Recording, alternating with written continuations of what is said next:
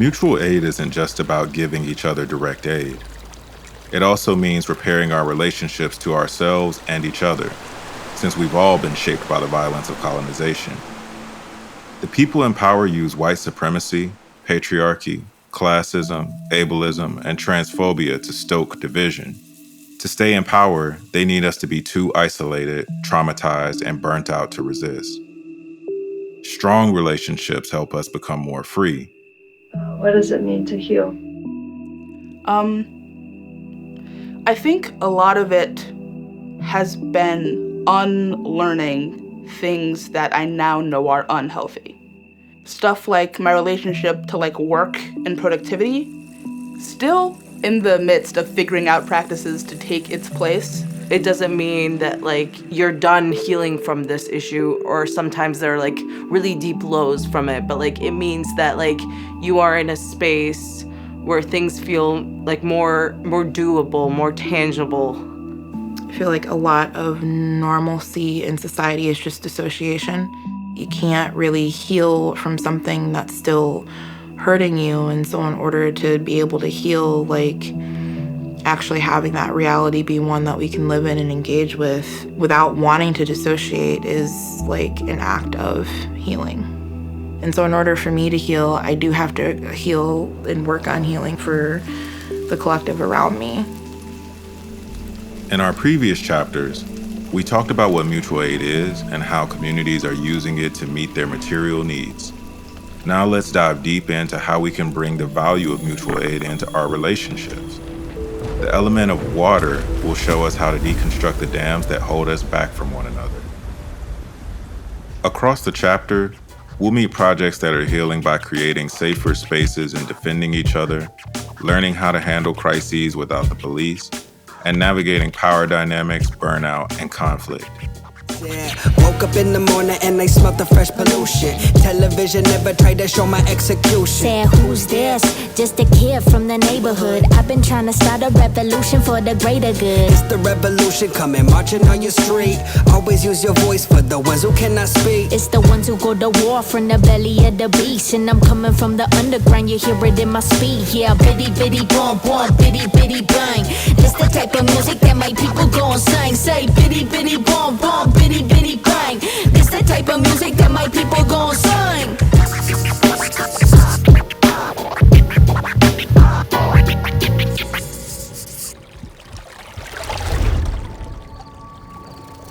The way I see it, the original, I don't want to say sin, but the original hurt that colonizers did to themselves in Europe was to distance themselves from being in relationship with land and being in relationship with other beings. Human-kin, non-human-kin, water, land, animals, plants. In the face of violence, there are still practices that involve living with one another in a way that presupposes that we are not one individual being, but that we are only in as much as we are with each other. We are only because we are together. There's no human without land. There's no human without other humans. And there certainly isn't any human without water. That's, to me, is the most basic premise of mutual aid is I am with. And the only reason I know any of this is because of indigenous thought. These are the people that have been maintaining that kind of relationship and knowledge base around that relationship, through the 500 years of violence that is colonization. I mean, we got to start from the beginning, right, that we're on stolen land. And then we got to start from the beginning, right, that there are existing relationships that affirm that theft and that affirm that ongoing genocide onto this land.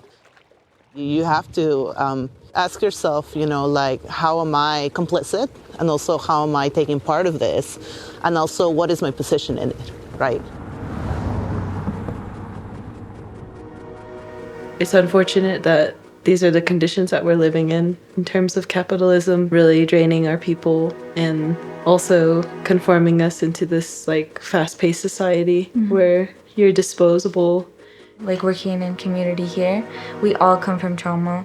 We all have stories of trauma because we're basically navigating a post-apocalyptic world where our entire world was disrupted and destroyed. And a lot of the families here suffer from a lot of different intergenerational traumas and also unhealthy family dynamics to even like trauma in general from what have you. It's just a lot of violence. Even though we have peacemaking programs here on the Navajo Nation through like family courts or court orders, that's not how peacemaking was intended to be. My peacemaking is the net peacemaking. And we have our own values and beliefs and everything incorporated with that. We try to get to the bottom of what it is that is the problem. The way that humans organize themselves under capitalism and in colonization is like through the nuclear family, which is a sort of little baby state where the patriarch is the head of state and then the mom is like the Congress or something or some sort of enforcer and the children are like the proletariat who have like no rights. And that state reproduces a bunch of other little states and, you know, all the houses are made to like shape that and all of the streets are made around that shape. And most relationships are either within that little baby state or they're transactional or professional. The kind of relationships that unfurl from a mutualistic ethics are relationships that are more expansive, where there's significantly less hierarchy involved in like a household, where there's like a bunch more people that are capable of supporting each other. The only way to break through isolation is by being with each other. But for some of us, that's easier said than done. Trans and queer people, migrants, and unhoused folks are attacked on a regular basis just for existing. So what does it mean to create safer spaces where we can defend each other? We are the rebellious. We are the reincarnation of defiance. We are the rebellious. We are the reincarnation of defiance. We are the ones we've been waiting for. We are. So what the fuck we waiting for? Oh my God, look at that. Where? Oh, it's just so normalized to hear about trans death and trans violence, but what you don't hear is of people fighting back or people winning. It's always a story, the narrative is oppression and death, and I was like, how can we change this narrative? Let's get a gun and put it in a trans girl's hands and like take a picture and let's see what that does.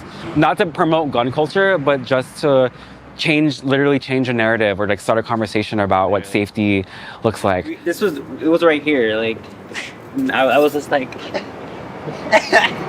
what did I do? I was like on the floor, I was like doing like something like this, like, or something like that.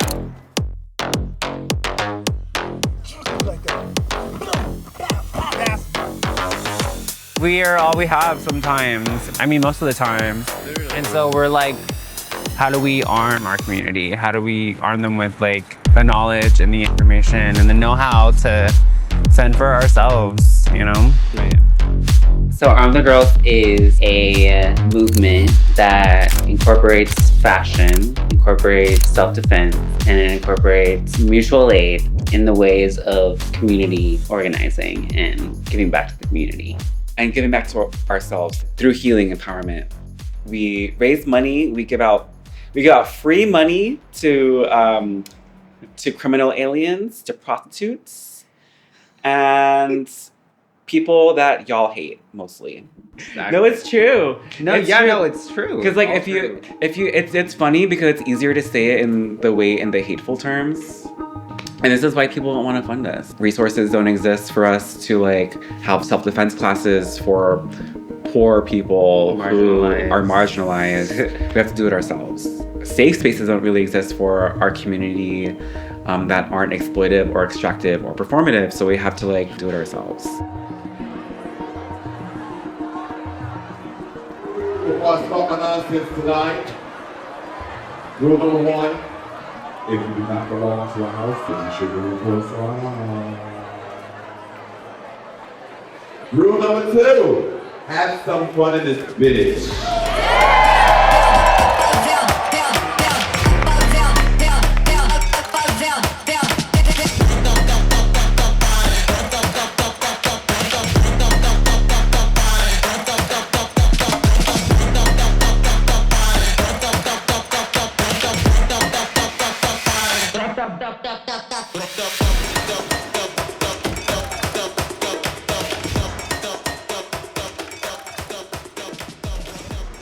We are the ones that we've been waiting for.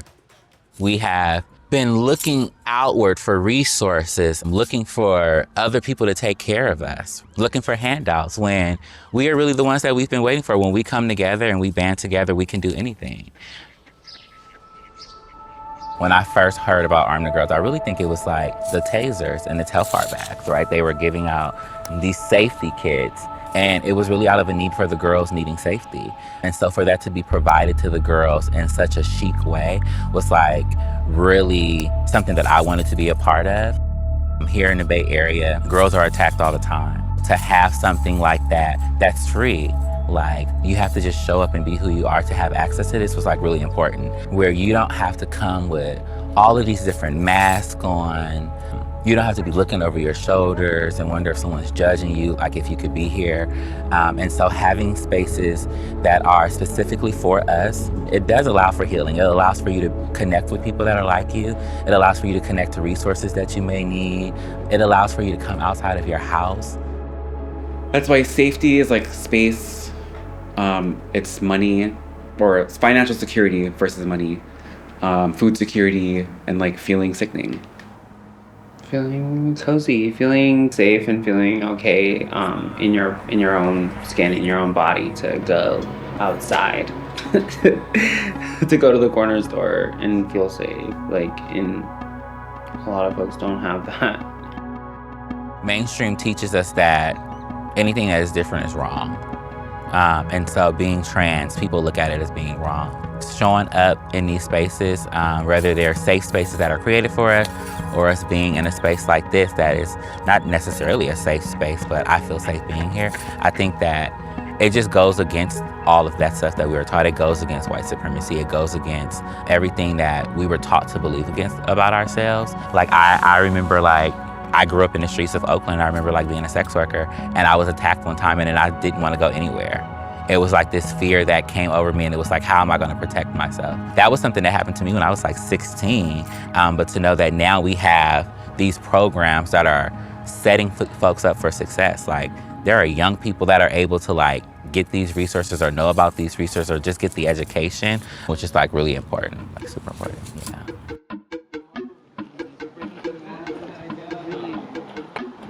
There's gonna be a video. Thank you so much, Arm the Girls. And we are the ones we've been waiting for, bringing safety to our community. Arm the Girls. Arm the Girls. You want the weight of your body on the balls of your feet, not on the back. The temptation when you're holding a big weight out in front of you is to lean back.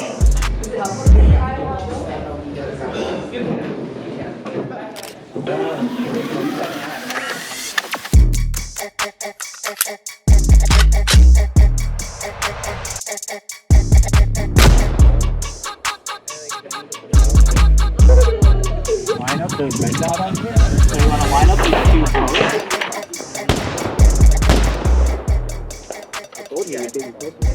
Do we get close? Okay, let's keep that here. I can't see. Oh, wow.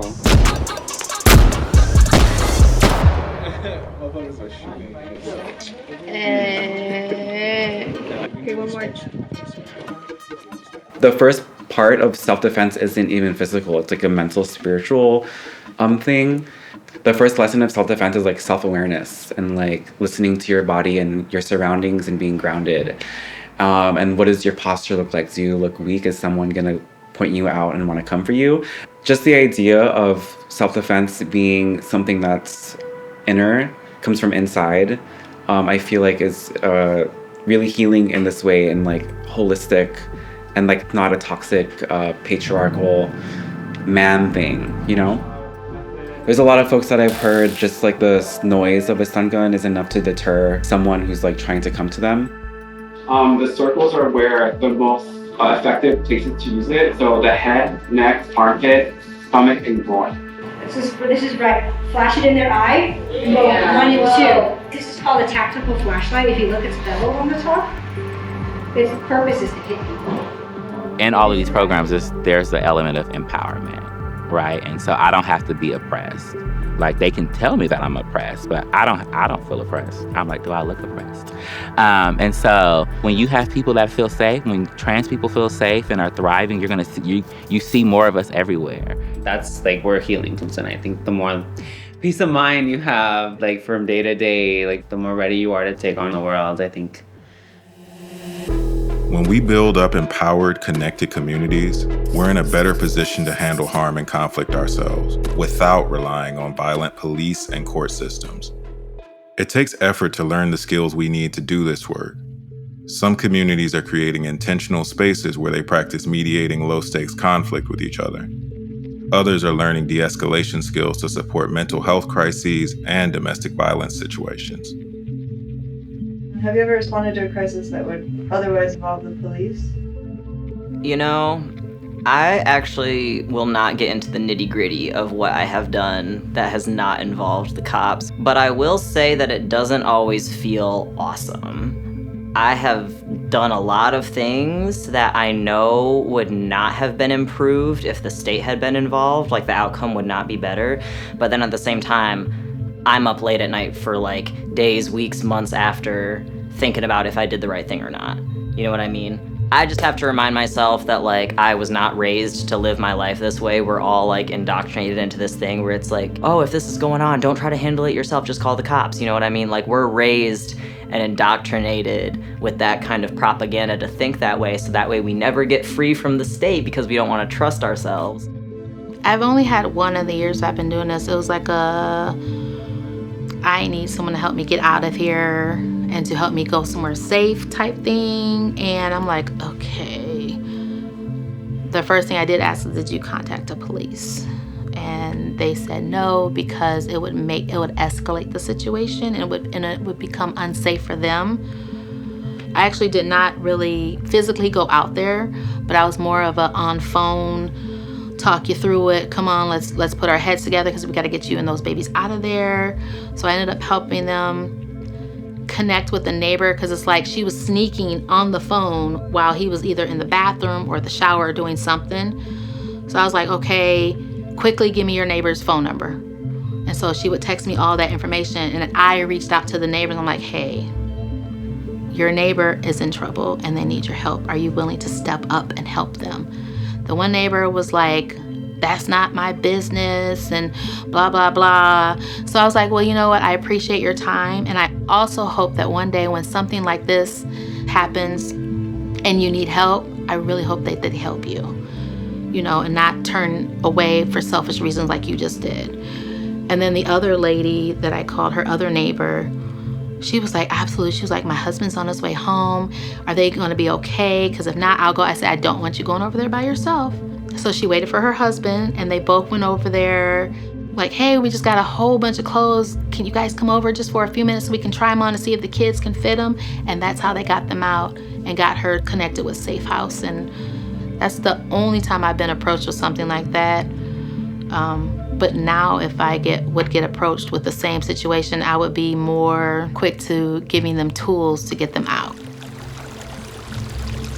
That's where we have to be thinking critically about, like, okay, what do we do about violence in our communities, and how does that look with transformative and restorative justices and like with kinship? We've had stories of like what we would do to rapists or to people that have caused harm in our communities, and due to like Indian acts and laws that really outlawed that type of autonomy we had when handling shit in our own hands was taken and stripped away from us. When we had like collective processes of handling accountability, I saw that we were respecting like a lot of autonomy and community to say what was healthy and what was not. The net philosophies and teachings, they say, if you have a problem, it's my problem too. Your problem is my problem. There's that reciprocal understanding and responsibility. As a peacemaker, you're not there to be a judge. You're not there to be judging people. You're there to listen to people and help people work out their own problems on their own. You don't meddle into this is right or wrong. What you're doing is you're looking at the problem and analyzing it as if it was like a sickness. We're interpreting our own laws and taking and regaining the basest understanding of like sovereignty into us. Like whatever we have for the Navajo courts and the Navajo judicial system, it's been conflicting because the limitations that it's been given due to the United States and how it regulates tribal governments.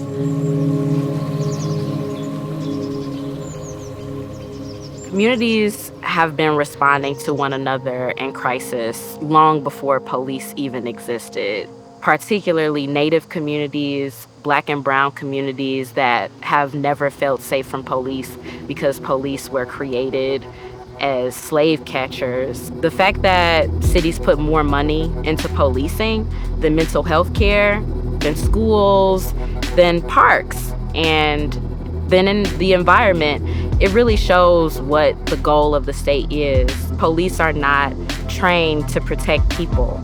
They're trained to defend and protect property. They're also taught to protect themselves first. What is the most important thing we got to take care of when we first get any scene? Officer and scene safety. The fact that they're building all of these training institutes to further emphasize how to kill people, how to protect property. Look in the mirror and ask yourself, can I kill a kid? Can I shoot a grandma? Can I shoot a mom? Can I shoot a dad? Can I shoot a brother? On the ground or I'm going to shoot you. Not how to protect people, not how to bring people the care they need, and that the state is pouring millions of dollars into these systems. Tens of thousands of AI-powered cameras across the country. The cameras are license plate readers. Flock's solar-powered cameras use artificial intelligence to detect the make, model, and color of every car that passes by. In a fishbowl of police GPS trackers, encrypted phone cracking software, aerial drone cameras, the Amazon Ring doorbell program that allows police to use our doorbells as cameras. And even into this technology that supposedly makes sure that police are documented when they're doing whatever they're doing. All of this technology hasn't resulted in an increase of safety, especially in Black, brown, and queer communities. It's not that because we have no police, it means that we'll have no conflict. We'll always have conflict, but we're gonna need better ways to approach it. We're gonna need better ways to deal with it. And we're also gonna need to be able to learn from it and heal from it. Since 2020, we've really seen community-based crisis response grow out of learnings from Rose City Cop Watch and Sister to Sister and the transformative justice models that Native communities introduced to us, really into community-based crisis response teams. Community-based crisis response teams are those organic teams that have come out of people wanting a way to respond to people in their hyper-local community.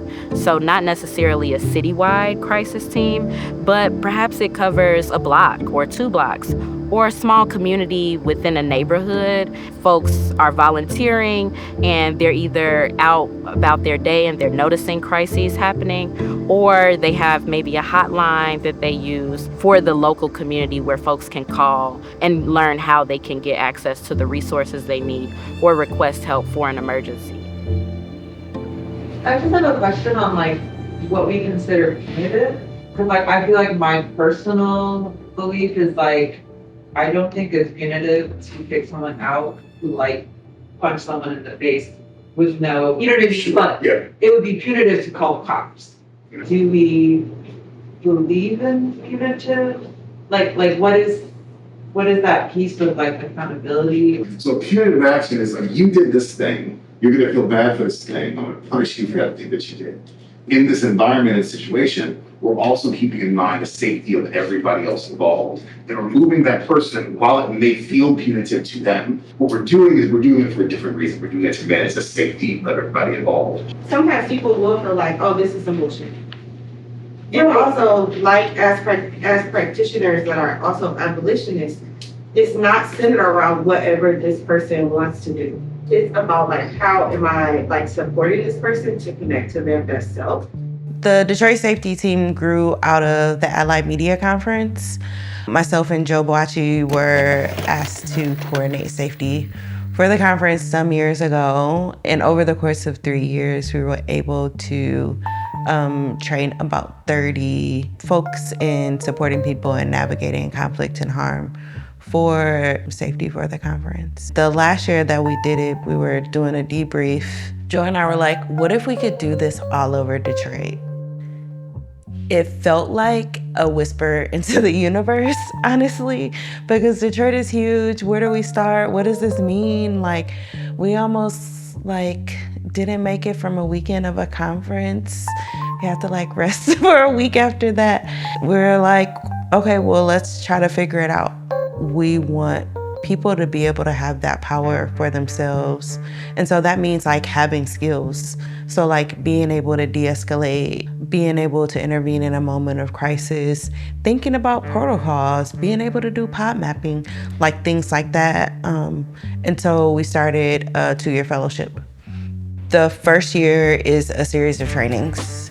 One of the trainings is a de-escalation training so that folks are able to recognize what does escalating behavior look like? And then what are the steps to de-escalating that behavior?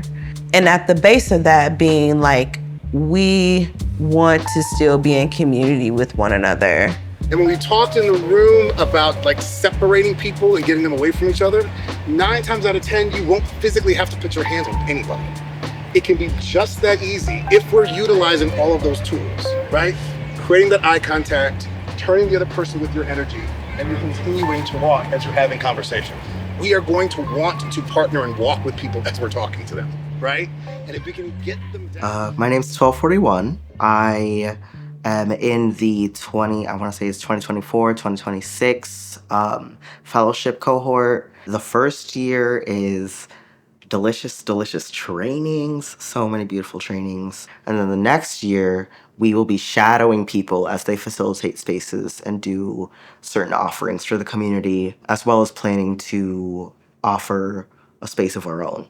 We have access to past fellows to talk with folks and build community that way, and are also called in to help if there's any sort of events where they need safety team support.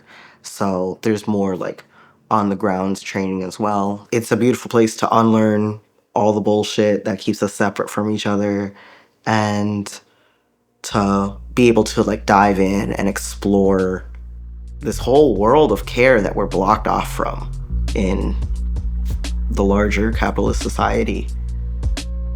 We're going to encounter moments and situations where we're not actively in a place, and we have to get ourselves to a place to be with somebody and to help calm and de-escalate that situation. And our body language actually gets read before anything we say to anybody gets heard, right? Yeah, so the point of the exercise is that we do a lot of role playing in our trainings of, okay, let's talk about this conflict and these people are working through this thing. How do we hold this space and move through this?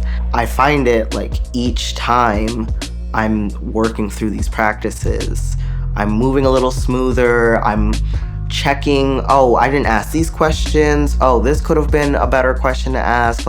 I'm refining my practice, and I'm refining the ways that I can move through and ground in this space. And I don't think that's something that we get a lot of. And I think that's something that everyone will benefit from, of just practicing through conflict together on low level, low stakes shit, so that it's not our first time when we're in an emergency.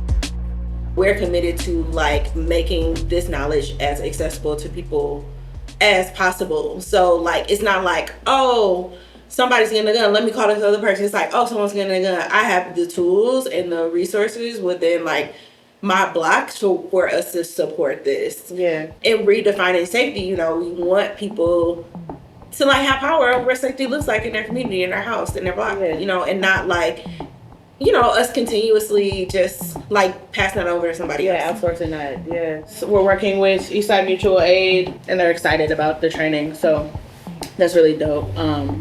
They're excited to apply it. That's what the feedback I've gotten so far is the folks are really they feel empowered to. Oh yeah. Yeah. To be in the community in a more informed way and engage folks without feeling your only recourse is to call the police if somebody gets rowdy with you, you know? It's like, same thing with the Dearborn Heights Food Pantry. They're like, we need our community members to know that you don't have to call the police because you got nervous or because you didn't know what to do or because someone got loud or because, you know, and so, yeah, the work works and it's really cool to see that. Folks really need this training and they want it, but the orgs who want it the most don't have any money. Like, they got $2 to rub together. We're seeing that though communities have been doing this work for so long, now the state is starting to try to copy that work. The state calls a lot of them mobile crisis teams. Mobile crisis teams have copied the models of community-based crisis response teams, but they have the resources of the state to carry that work out. State-based teams usually have a lot of reporting requirements. They are usually subject to surveillance. They can be a problem for folks that are formerly incarcerated and for folks who are undocumented, and just generally for folks who don't want contact with the state. A lot of people try and act like it's some random great idea that mobile crisis teams have started to exist, but mobile crisis teams becoming popular in different cities is a direct result of the organizing that has been done after so many killings of Black and brown, queer and disabled people across the United States. And mobile crisis teams would not exist if it weren't for all of that deep, painful work and trauma that has been experienced. When we think about like mental health crises and we think about the medical industrial complex and how that's so carceralized and how these people in hospitals are such a vulnerable population, it's really just a chance if people will listen to you. Taking care out of the medical industrial complex that is not designed to keep us well or maintain wellness for us.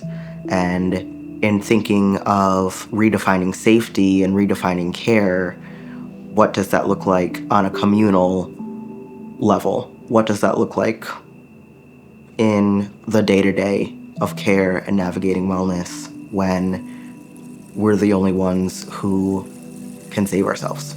The perspective I'm coming from is that I organize community fridges, so I can be in situations with people who have a lot of need for resources and can sometimes already be coming to the table, not even destructive, just agitated. Okay. Yeah, so I think that's where I'm coming from. Yep. Just looking for de-escalation in a way that's also respectful to the fact that it's like you don't have your needs met. Right. I'm not trying to get you down to total green because that's like disrespectful to where you're at. When we're thinking about safety, it's not just like, oh, we're able to like de-escalate this thing. When you're de-escalating or when you're doing crisis intervention, it's like, well, what got us to this moment? If we're not able to meet the need of like what got us to this moment, then we're just gonna keep hitting the same wall over and over again. The more activists and the more organizers that we have that are thinking about like, okay, what makes us a whole community? The more it like helps in like navigating conflict and harm, because when you have your needs met, you're more likely to like be able to be inside a community and relate to people in a different way, because like you're not hungry, your nervous system is not like erratic and all over the place. You're not operating from a space of scarcity, and you're not nervous about maybe like what someone might take from you that you need. I would not be alive right now if it were not for mutual aid. So through care potting, through like meal planning and communal meal planning, through shifting of resources, I've been able to survive the past 2 years. Everyone deserves a right to safe health care and not to be punished for trying to survive.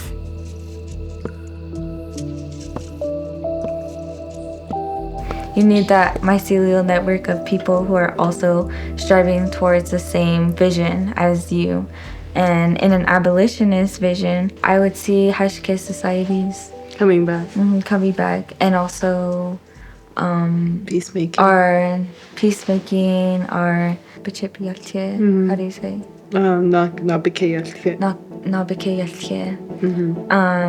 And practicing not-ids. That's like the number one long-term goal that I see for us as a people.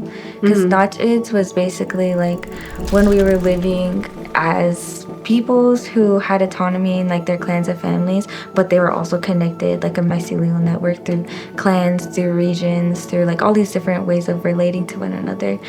When something bad was happening, like say the war was coming, like when the Spanish colonizers came, or when the U.S. colonizers came, or famine or drought, things like that, we would always come together and sit down in a hogan through ceremony, and we would talk it out, and we'd be like, okay, what the fuck are we gonna do? At the root of our work together is our relationships and our inner healing.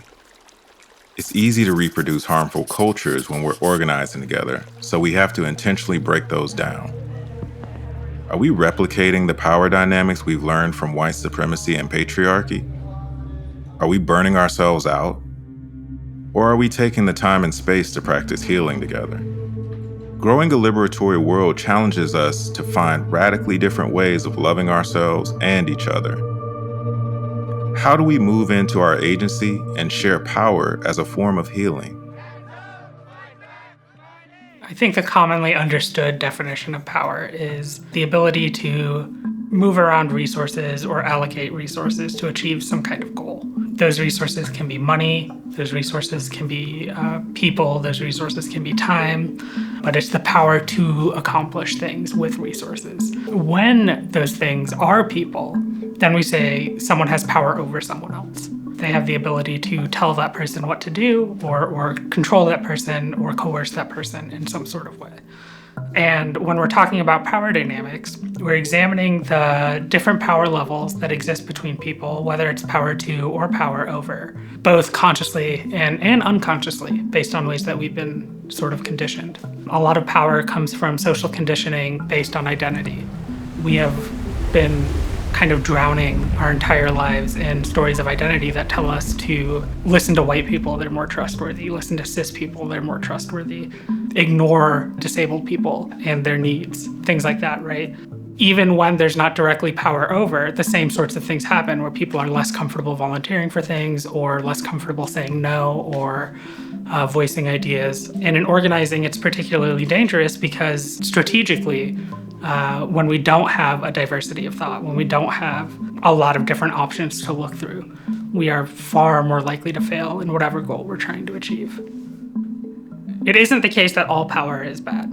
If I'm in a room talking about trans healthcare organizing, and the rest of the room has never done it, and I have years of experience doing it, it is reasonable that I have some power from authority based on my own knowledge and experience that is to be trusted. The people that are trying to do something for all of us, and not men and women that belong to a white middle class club, and that's what you all belong to.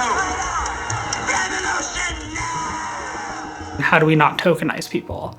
I think this question is pointing out like a very common thing that happens, right? The very common refrains of like, listen to Black women, listen to trans women, where, you know, in times of uncertainty or upheaval, people are platformed solely based on identity and nothing else. When we focus solely on identity exists, then we just move around power and shift power in such a way that the hierarchy still happens. Still power that impacts the ways that people are showing up, and still leaving people uncomfortable in the ways that they can organize or show up.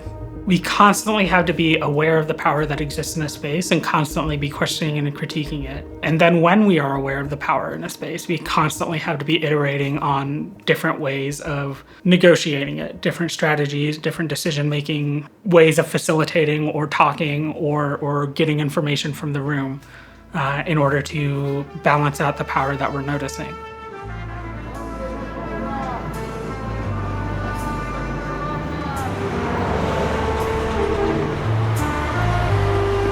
Audio sounds good. Chicken 1, chicken 2.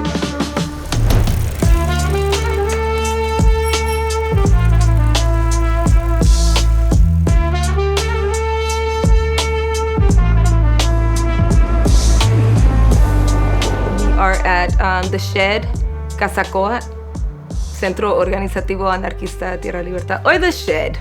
Seditious homegirls educating dickheads. That's what it stands for. We do a lot of like print work from out of here. We also have a lot of mutual aid, food and clothing distribution that's called Community Self-Defense Mutual Aid. So the Ovarian Cycles Bicycle Brigade was founded in 2010 as a response to the misogyny and cis heteropatriarchy that a lot of us found in the streets. We came together and used the bicycle as a form of resistance and as a way of building community. Folks would meet during the full moon and we would ride our bicycles to different parts of the community to address issues that were happening. Whether it was the killing of a femme in the community or ICE issues, every ride had a certain theme. A lot has changed in the past 11 years. I think the ovarian cycles now, it's more of the origin story. We don't call ourselves the ovarian cycles anymore. The name was causing a lot of people to feel like it wasn't a space for them. Like they felt like you have to have ovaries to be able to come into the bike rides. And we realized that we had to keep reflecting the ways that we were replicating toxic dynamics and not honoring our ancestral roots, which like there is no such thing as the gender binary. Back then, we made it our obligation to be, I don't know, community saviors or something like that. And then that sucked. It was very draining. It was almost dehumanizing to a certain degree, you know, because you had to think about everybody else but yourself, you know. Not that you had to, but it was just like that type of culture, that type of environment. We failed to see that we are part of we are the community as well, right? Now we go by the OVAs, which stands for One Very Angry Squad.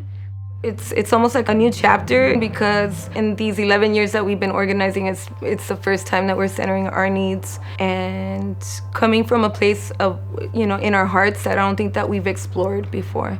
So it's a lot more intimate and it's a lot more humanizing. I think a lot of people get into this work because they've also experienced trauma and they want to like help others, but it's more about being in struggle with other people and figuring it out as you go. You can be there to provide tools and skills, but we have to work together and it shouldn't just be like a few people trying to have all the answers and do all the work.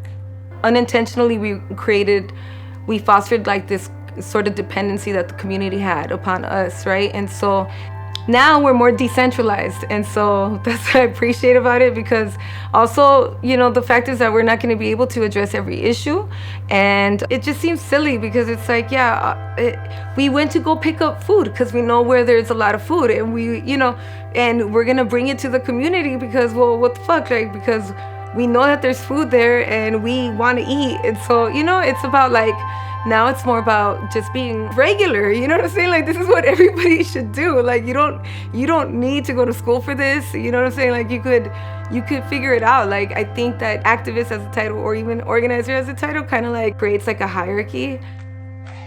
It doesn't need a blueprint. It's just like, it's instinctual and we could get it done regardless.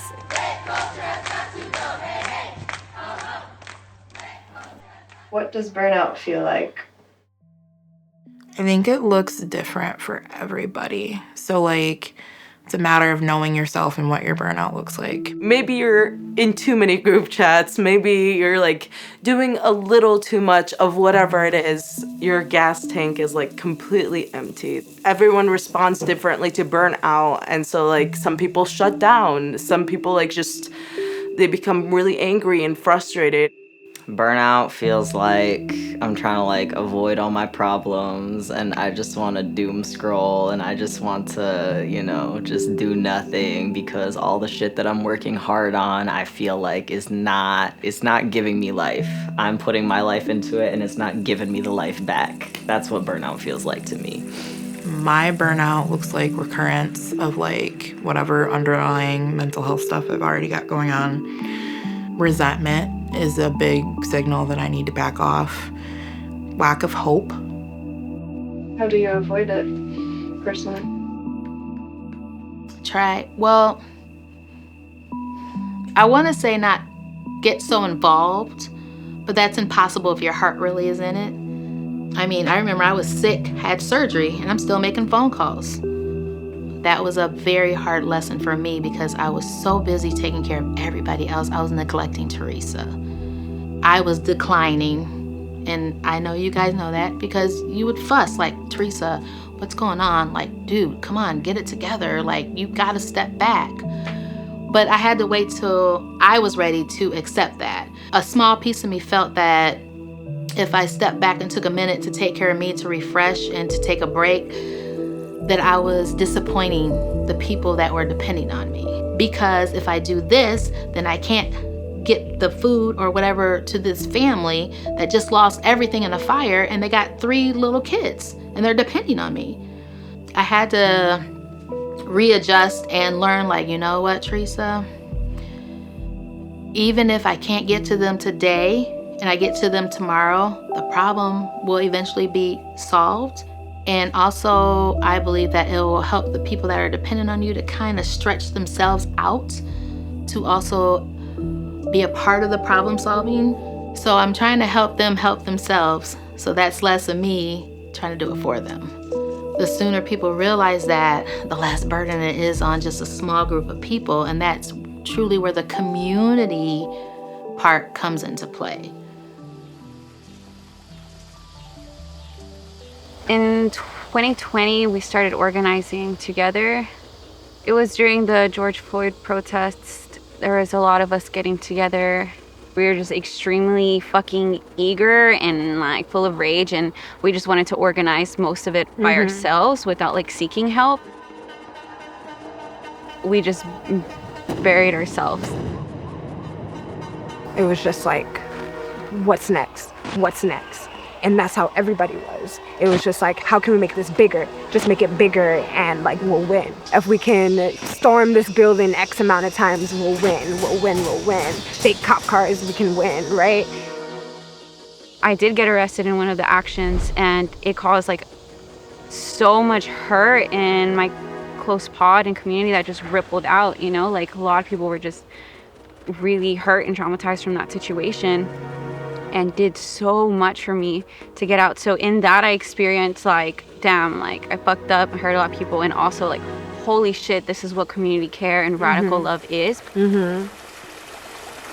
And to see people come in and you had gift baskets and people were cooking and had a nice like home cooked meal like when you were coming back. It was that like slice of like, this is how we incorporate the systems we're learning in order to not absolve fully harm, but to mitigate and to try and reduce it as much as we can. And that requires working together.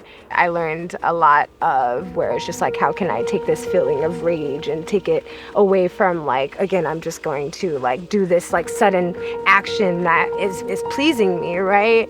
It's making me feel like fulfilled in like my rage instead of something that is going to be sustainable in the long term. How can I give to my community, build my community up where we are creating these different spaces in which our rage exists and it is sustainable? What does harm reduction look like in these spaces, right? When we do have people who do need to access that rage. And, you know, maybe that is their front running, you know, like you go over there and learn how to access that rage and learn how to plan around it. And I'll support you in the ways that I can support you. And I learned that I wanted to be a medic. So yeah.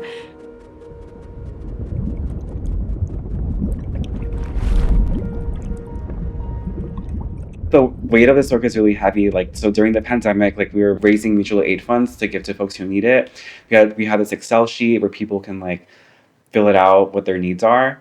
And people would also DM us and then just reading like all the requests of folks in need and then asking for more money from the public and then doing it.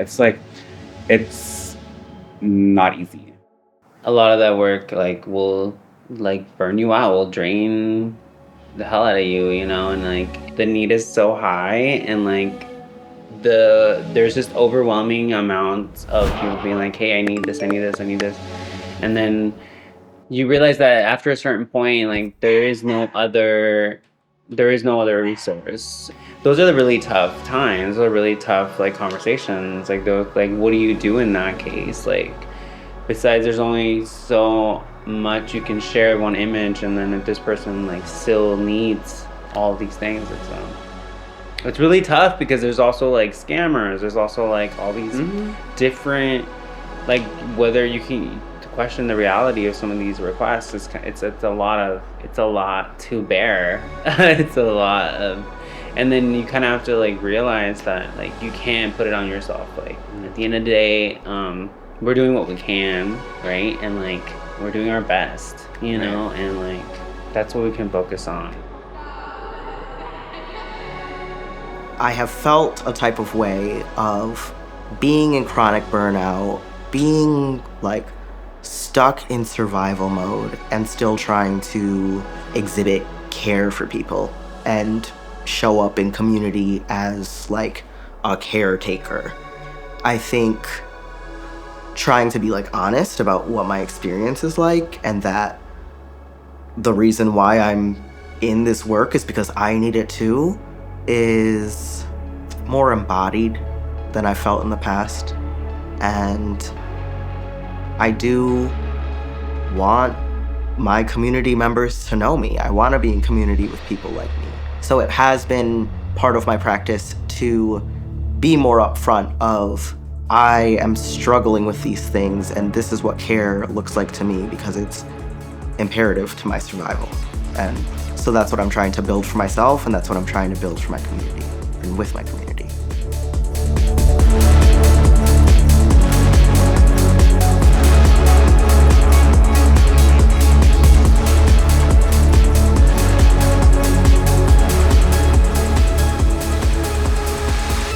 Alongside the problem of burnout, we also have to navigate the challenges of conflict, miscommunication, and harm as we organize. How can we use our values to guide us through these waters? When I first started Arm the Girls, I didn't realize that it was going to be one of my biggest joys, and at the same time, one of my biggest sources of pain. It's okay to acknowledge that this kind of work is really difficult and can lead to a lot of heartbreak, a lot of disappointment. When things go sour between organizers, it can be really difficult to step outside of oneself and really see the other side. And this kind of work doesn't happen overnight. Like, it takes a lot of commitment and dedication to each other, and being able to acknowledge that we are not perfect and everyone is capable of harm. What I'm the Girls did was really special because now we've inspired other groups in the Bay Area to pop out and create something of their own. That's okay if it ends. It's okay for something to have existed in the point of time and it be beautiful for what it was. I think that embracing this growth, this like movement, this evolution is a part of the process.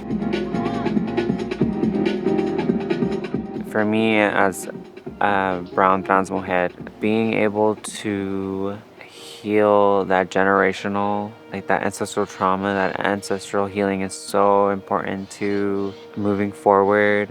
I think that in order for me to be a strong leader, I need to have a balance of emotional, spiritual, and mental health, right? There has to be some sort of active practice of this work being done on all levels. I mean, is that so cliche to say that everyone has to do their part? Because that's literally what it is, right? Everyone has to do their part in the way of self-growth, self-work, self-evolution. I've come to the understanding that I may never fully heal, and that's fine. Healing is not a linear sort of thing. It's more of a circle. Sometimes I'm doing great and sometimes I'm doing awful. And, you know, the folks around me hold me in my awfulness and in my ugliness. I think some deep healing that's happened is when we've made mistakes along the way and we've been able to admit that mistake. And say, yeah, like I fucked up. I wasn't, you know, the best person that I could be. And this is what I'm gonna do to be able to hopefully make sure that this mistake doesn't happen again. You know, you may have the best of intentions, but then the way things happen may cause harm. And so being able to admit that is really important so that you're open to other possibilities and other ways of thinking. Sometimes I have to remind myself that it could be messy. It could be messy. It could be slow, and it can be. It can still be painful even in these spaces because you expect so much more, I guess. And so like just checking that also, that we're only human, and that and to have the trust in each other, or at least to start building the trust that we are trying to do the best. We're trying to show up as best as we can, given how we've been influenced. This life will give you a lot of wounds, right? It's set up to keep us in this like constant state of pain where you can't imagine anything else, right? And so we kind of replicate that, or we perpetuate that. I think that they want that. Being grounded and rooted, right, is super important because you're more intentional, but also like you're not reacting. Not reacting to shit allows you to be able to dream. To be able to dream and like co-create, you know what I'm saying? Like it might be idealistic, right? Like, this thought that, you could change something, and maybe ultimately we can't, but what we do know is that we could create within the midst of all this fucked up shit, is that we could create like a little pocket, a little pocket of a world that we would want to see already in this space and with each other. For generations, so much of this care work, making our spaces safer, caring for each other through crisis, and mediating conflict, has been expected from women and gender nonconforming people. Compared to the visible work of giving speeches or leading actions, this part of organizing has historically been devalued by men.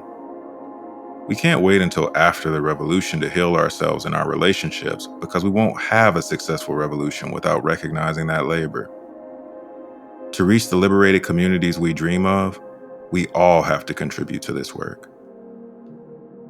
The number one reason for calls to 911 in most cities in the United States is for disturbance, loudness. And we have voices. They're made to sing, they're made to speak, they're made to yell sometimes.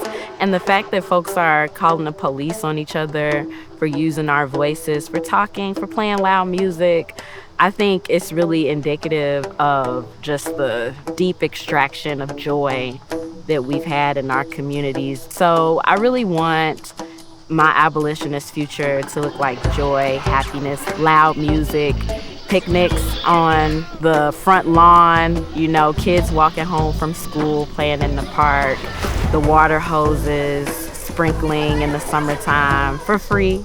And I think that is what is gonna look like real safety. And I think that's what is gonna bring real healing. In this joyous world, I know conflict will exist, but even when it exists, it will be met with care, not punitive responses, and definitely not violence.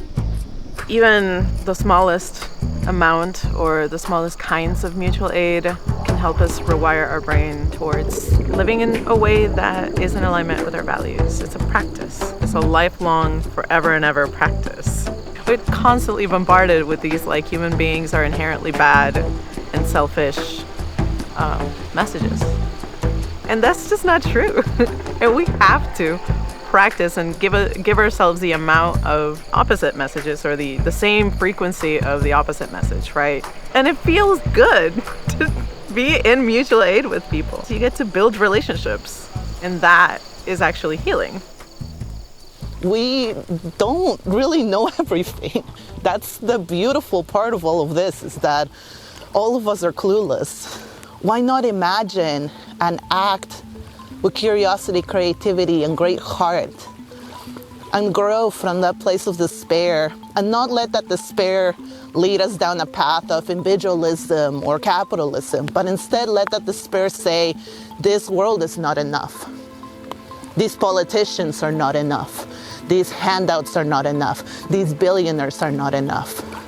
I believe in our community. I really do. And I think a lot of us believe in our community. And if there are enough of us that believe in our fucking community, and enough of us that don't trust cops, that don't trust these liar-ass politicians, and that see each other as the ones worth investing our time, effort, energy into, then fuck it. Let's build those beautiful futures that we are totally capable of building.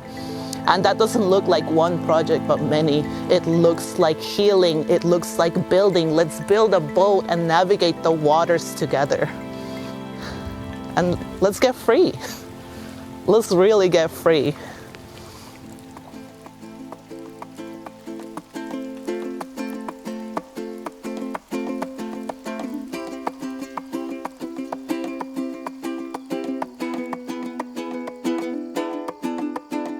They shot you to the tune of 57 fucking times, and I watched the way your mother's hands are raised up in the air the way yours were. Where's the fucking time to spare? They're training overseas so they can beat us in the streets until we yield, until we fall asleep, until our spirits die from grief. But we keep showing them our teeth. Ay, aquí vive Tortuguita, en el pecho y en el alma, en el grito de un sangriento corazón. Ay, aquí sigue Tortuguita, en la tierra y en el aire, en el fuego de un sencillo molotov. Things are not as hopeless as they want us to believe. We hold each other up, we give each other all the power we receive. Vengeance is the love that we will weave. Cause with all the skulls they crush, with all the children that they kill, and the more of us are angry and the more of us are gathering our will, and we're dying on this hill. Ay, así vive Tortuguita, en el pecho y en el alma, en el grito de un sangriento corazón. Ay, aquí vive Tortuguita, en la tierra y en el aire, en el fuego de un sencillo molotov.